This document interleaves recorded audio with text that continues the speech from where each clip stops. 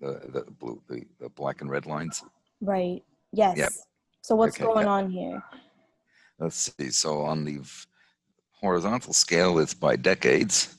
On the vertical scale, we have temperature anomaly with respect to WRT is our shorthand for saying with respect to 51 through 80. So that's basically a 30-year period. And well, if you look at the red line is a smoothing over basically 1880. So it's in 20-year chunks. So that's like, what, 140 years? Jeez. And we're basically pulling about 3 Gs. I mean, it's increasing. If you look at zero being no departure from baseline, and you look across that, since about 1960, it's increased from baseline by about 0.8, 0.9 degrees C. Basically, it's really pulling warm. Now the black lines that you see, it goes up and down, up and down, up and down. That's of course reflecting seasonal aspects. Oh, okay. But you could see the individual month of May is increasing over that time period at the bottom. It just keeps going Yes, up. And that's right. it's amazing. Just, he says another record last month was the hottest May on record globally since at least 1880. This is also the first May with an anomaly of 1 degree Celsius above the 1951 to 1980 climate baseline. So essentially, our spring months are getting warmer, is how I see this.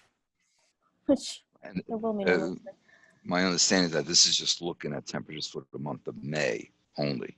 Just May. And correct. so we see the increase. So let's see, I'm trying to find 50 through 81. So that's from here to here. And then up to there.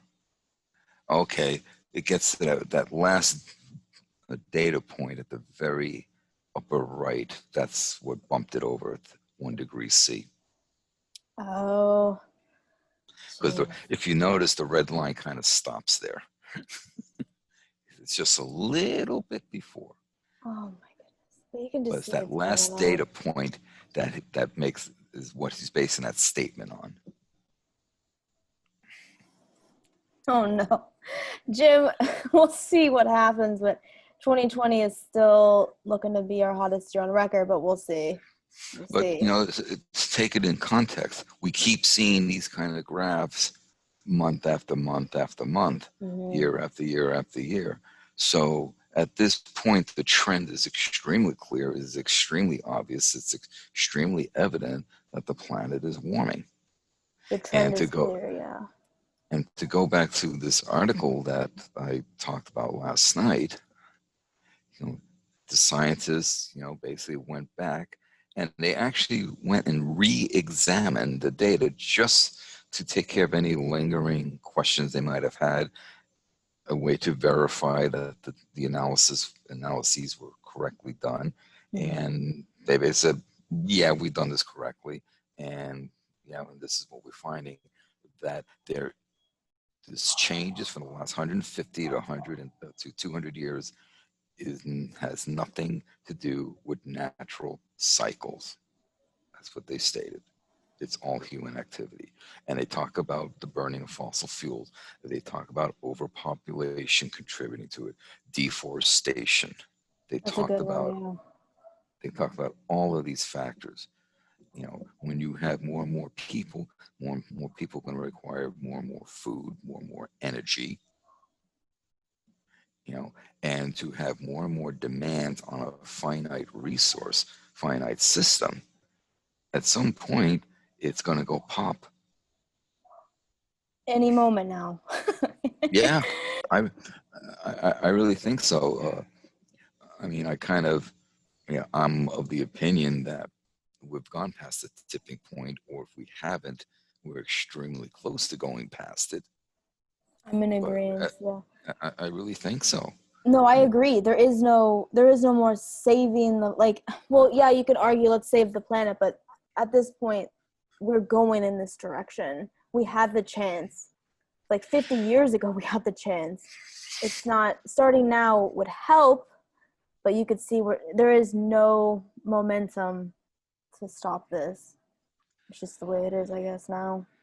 There's too much inertia as well. Mm. But see, here's the thing. It's like talking about saving the planet. Okay, Earth is going to be around for about another 4.5, 5 billion years.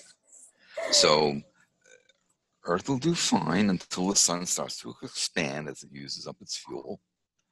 Humans will go extinct. So then, how long does the planet take to recover from all the insults that humans have done? Well, we won't That's a be great around to assess question. that. We won't be around to assess that, but the planet No, will recover.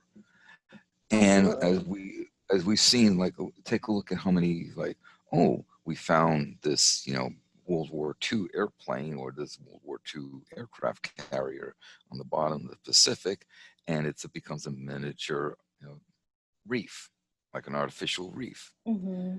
Nature reclaims things.